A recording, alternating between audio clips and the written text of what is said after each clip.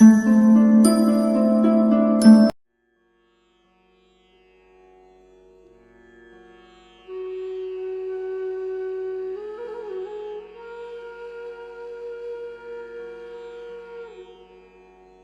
દિવસ ચિંતાએ ચિતાને હસતા હસતા કહ્યું કે તું મરેલાને સળગાવે છે, હું જીવતાને સળગાવું છું.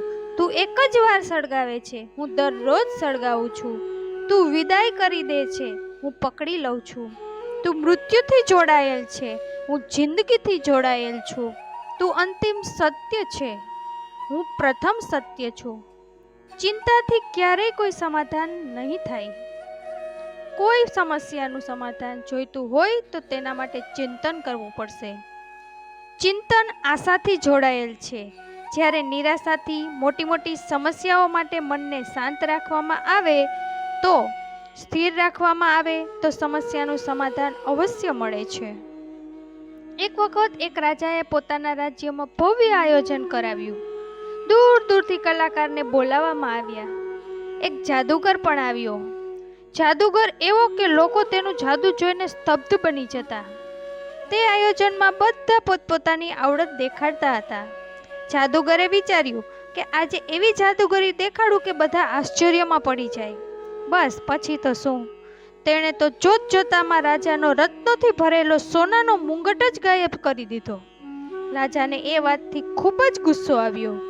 ત્યારે જ રાજાએ જાદુગરને મૃત્યુ દંડ આપવાનું સંભળાવી દીધું. જેવી ખબર જાદુગરની પત્નીને મળી કે તરત જ તે રોતા રોતા મહેલમાં આવી ગઈ. જાદુગરને પોતાની પત્નીને સમજાવ્યું કે રોવે છે શા માટે? હજી તો 5 દિવસ બાકી છે.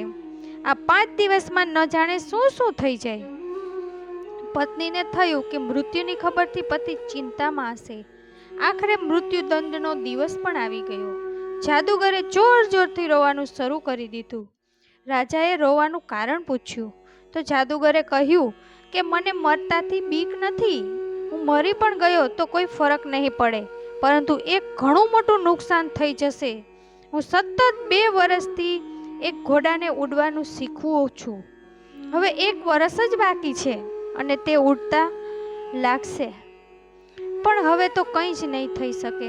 મારી પાસે 1 વર્ષ તો શું 1 મિનિટ પણ બાકી નથી. ઉડતા ઘોડાની વાત સાંભળીને રાજાના મનમાં લાલચ આવી ગઈ.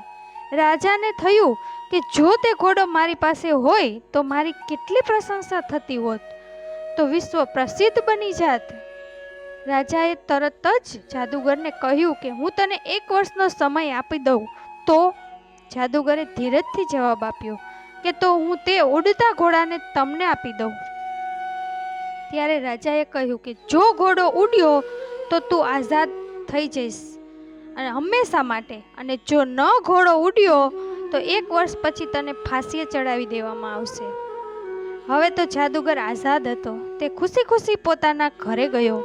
ઘરે જઈને જોયું તો તેના ઘરે માતમ ચાલતું હતું. બધાએ માનીને ચાલતા હતા કે જાદુગરને તો હવે તો મૃત્યુદંડ મળી જ ગયું હશે. જાદુગરને સામે જોઈને બધા આશ્ચર્યચકિત થઈ ગયા. જાદુગરે પોતાના પરિવારને બધી વાત કહી તો તે પહેલા તો ખૂબ જ ખુશ થયા. પછી તે ઉદાસ થઈ ગયા, કારણ કે તે જાણતા હતા કે એવો કોઈ ઘોડો હતો જ નહીં. જો રાજાને એ વાતની ખબર પડશે તો રાજા તરત જ મૃત્યુ દંડ આપી દેશે. હવે તે વિચારીને તેણે ફરીથી રોવાનું શરૂ કરી દીધું. જાદુગરે ત્યારે તેને કહ્યું કે 1 વર્ષ ઘણો લાંબો સમય છે. ન જાણે આ 1 વર્ષમાં શું શું ઘટના બની જાય. તો જે ક્ષણ છે તેને સારી રીતે જીવી લઈએ. અને થયું પણ એવું જ. 6 મહિના પછી રાજાનું મૃત્યુ થઈ ગયું. હવે કયો ઘોડો, કોણ શીખવનાર અને કેવી રીતે મૃત્યુદંડ, હવે તો જાદુગર બિલકુલ આઝાદ હતો. મિત્રો, યાદ રાખજો કે સમસ્યા ગમે તેટલી મોટી હોય, દરેક સમસ્યાનું સમાધાન તેમાં જ હોય છે, પરંતુ આપણે તેને ફક્ત શોધવાનું છે. હાર તો કોઈ રીતે માનવાની જ નથી. પ્રયત્ન છેલ્લી ઘડી સુધી કરવાનો છે. કોઈએ કેટલું સરસ કીધું છે કે યકીન હો તો કોઈ ભી રાસ્તા નિકલતા હૈ, હવા કી ઉફ લેકે ચિરાગ જલતા હૈ. ફરીથી મળીશું મિત્રો આવતા વિડીયોમાં. ત્યાં સુધી તમારું ધ્યાન રાખજો, હસતા રહેજો અને હંમેશા ખુશ રહેજો.